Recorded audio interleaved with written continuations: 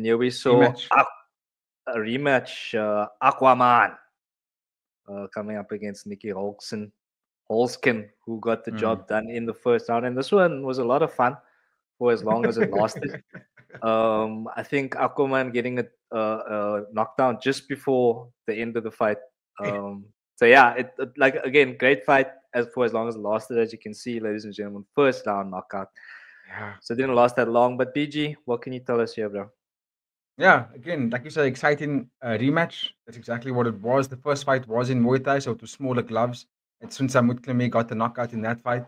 Um, but I will say this about Aquaman. I haven't been on the hype train the way on Championship kind of highlights him and the way the fans go on about him. Because I've watched a lot of his fights. I've watched him fight for the title twice as well. And I must be honest with you, he's very clumsy. He's a clumsy athlete. He's got a very clumsy style, and I'm not the biggest of fans. And he's got the knockouts in his career. He's a big Thai guy. You don't often find Thailand fighters that are this massive. To be honest with you, especially in Muay Thai or kickboxing, they don't really get to the size. So he's one of those athletes that's you can challenge more foreign athletes like Nicky Holskin. Nicky Holskin on the other side has got a lot more of a decorated career. I mean, he's been around the block in multiple organizations. He's fought multiple disciplines and been champions in all those disciplines as well: boxing, kickboxing, Muay Thai. He's done it all, and he's a little bit more of a technical fighter than Aquaman. And this fight was going to be fireworks. You know what I mean? No matter how you look at it, these guys was gonna put on a show regardless, because they always do. And you mentioned that knockdown that Clint Mee got, right? But if you go watch that knockdown back, that was it was a double sort of whammy, because they both threw an overhand right at the same time, and it both landed. Nicky Holskin dropped, he went to the ground, but he looked up as he was going down. And as you look up, you can actually watch the fight. You will see Sunsa Miklami was more dazed than Nicky Holskin. Like, he was like, his legs were buckled and he was doing the chicken dance. And he was standing there, trying to keep his hands up. And then if he was counting Nicky, but Nicky was perfectly fine. He even got up and he was like nodding his head. He was like, "Nah, I'm chill."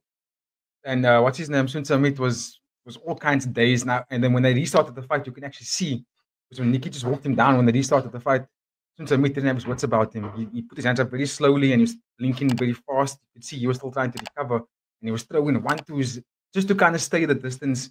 But then Nicky Holskin was very clever. He just threw a left, stepped back, threw a right overhand, and it was a beautiful overhand right, by the way. One of the cleanest techniques you will see. And the way he was knocked out was quite hilarious, actually. It's very comical if you watch it back, because he landed the knockdown, he landed the right hand, and Nicky stepped back, and then Sutsamitis did this Yeah, his eyes were open, bro. His open, eyes were open. open, and he just, Yeah. yeah, it was very strange to see a bro just like face plant with his eye, like looking completely conscious and lucid, bro. Just falling forward like that. I was like, yo, that's crazy. Yo, comical, Yeah. comical, 80. But another 1-1. Are they gonna have a rematch again? I don't know, because Sun Miklimi did make word of. He did speak about potentially retiring after losing against Asawik that we watched. Remember, we watched that fight together.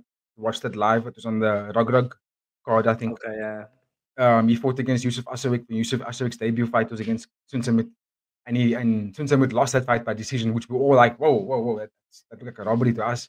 And he went backstage, and Sun Samit did say, "Listen, I'm considering hanging up the gloves here. He's 29 years old. I don't think like he's not even that young. He's not even that old ones. I think he can still go for quite some time. But the risk that Sun Samit faces is that he's not going to get a lot of opponents outside of Nicky Roskin, Reagan also, Alex, what's his name? The dude that fought Reagan lost. You know what I mean? That's the kind of athletes he's going to get. He's going to get middleweight to lightweight kind of guys, which is not that frequent. You know what I'm saying? Because they don't often fight that much, because the roster isn't that big when it comes to this. But the roster isn't that large when it comes to this weight class. It's very, very sparse in terms of amount of fighters. So I can understand also why he's like, I can't really get a fighter. I'm fighting against old legends. Maybe I should just consider hanging up the gloves. And let's see if it does come back. Nicky looked like he was 20 years younger for some reason. Yeah. I was surprised to see him move the way he did and actually shape the way he shaped. I was like, oh, this dude's 41 years old and he looked like he's still in his prime. Yeah. So maybe we see more of Nicky in the future. Maybe we see him fight more of these, what do you call, special fights. I mean, Nicky did ask Shakti Sinatong to include boxing as another discipline. So maybe we see boxing in the near future, and we can see Nicky, one of those guys, to be the pioneers for that in the one championship. The thing about Nicky Olsen is when you Google him, It looks like he's been campaigning for a Jake Paul fight. No way. So, yeah, that's what comes up. Nicky Holzken versus Jake Paul. But Nah. it doesn't. It obviously doesn't hurt that he finished the fight early in the first round like that. Because obviously at this age, conditioning does definitely start to become a factor. So yeah, I mean on the night, great performance, style points. But I think the jury's still out on whether or not he's able to kind of still compete at this level, because again, the fight finished very early. But if he keeps doing that, then he'll shut me up very quickly. I think in boxing he will do it. I think in boxing, if the One Championship brings boxing into it as another discipline, I think he still has a chance to be like a top champion for a while, because Jade used to speak about Nicky Holzken many years ago, a lot about him. Jade used to be like, "Oh, this dude is intense." And then I remember, I think it was 2019, we watched a fight card together for One Championship, and she was like, "Yo, Nicky Holzken's in One Championship." And I was like, "Who's he?" And she's like, "Who's he?" So look up who this guy is. And yeah, if you look at this, I mean, he's got a high boxing record. I think he's had 50 fights in boxing, if I'm not mistaken. This dude he's been around the block, you know what I'm saying? And I think with the performance like he did last night, he showcased to me that in boxing he can maybe go 12 rounds quite comfortably, but I'm not too sure if he can do it in kickboxing or Muay Thai. It's a different pace. It's a much different kind of pace and different weapons. And I don't think he has gas tank at 41 years old to be able to do that unless he's on some kind of enhancement. Let's go steroids. But of course, ladies and gentlemen, if you have any thoughts on this one, Nicky Holzken in particular, let us know in the comments.